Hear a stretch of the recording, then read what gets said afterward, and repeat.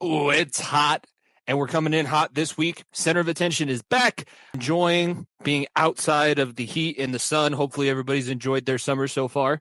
I was looking at it, and August 12th is when my students return. So I am coming up on just about a month. This Saturday is a month until my students return. So that'll be great. Looking at some things, and this kind of broke over it wasn't when we were on a break, but it was around the time where Nico left for training camp. So it was going to be like this, it's probably better to wait a little bit. And I figured it was better to wait a little bit.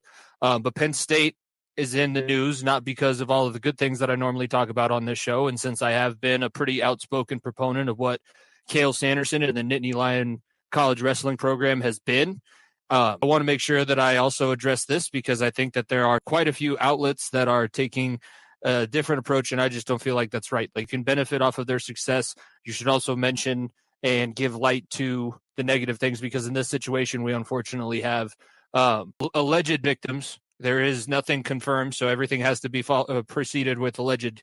But there are alleged victims who had their stories misinterpreted, intentionally pushed under the rug. About Penn State, there was a very similar feel to this as the former scandal with the football team. It wasn't as systematic. There wasn't as much going on, but there was negligence on the people who were reported to try and have this situation resolved. But 5-time national champion Carter Starocci was accused by 2 separate students, and now it's come out to be more than just the 2 initial allegations of sexual harassment. He's also been accused of sexual harassment by his wrestling teammates in the locker room. He's also been accused of theft, stealing thousands of dollars out of other guys' bags while they're in the locker room, stealing shoes. And he had a couple other teammates that would go around with him. But since Starocci is the one that has the other allegations, he's been kind of face of this.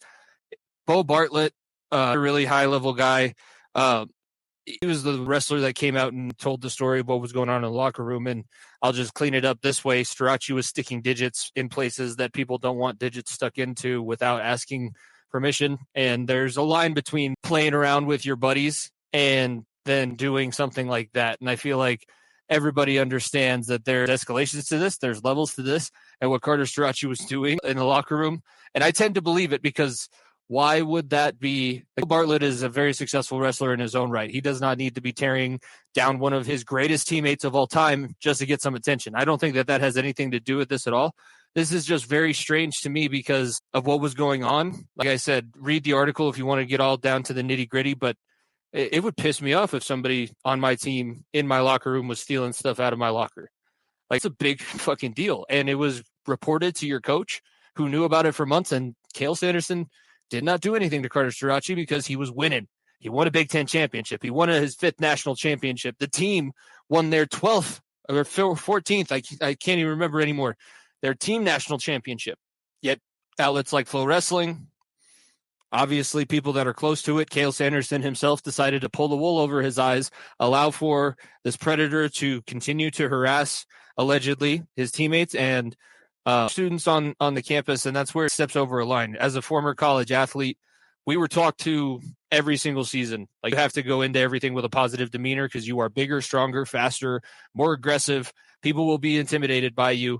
You cannot be going around and doing some stuff. And yeah, obviously, if this is false, if there's nuance to it, I'll make sure to be keeping up on what the story's going forward. But if this is true, this is a bombshell in that Penn State wrestling program. I don't know how you keep Cale Sanderson around if it does come out that he truly did not do a single thing and possibly tried to cover up this petty grand larceny, the amount of things that were being stolen and the amount of things being turned over in the locker room. But to get that out, center of attention, I know Nico doesn't follow college wrestling, so there wasn't a point to bringing both of us into it. We could talk a little bit about just the teammate aspect, but that was what I've been thinking about over the last few months, trying to make sure everything came out in the correct way.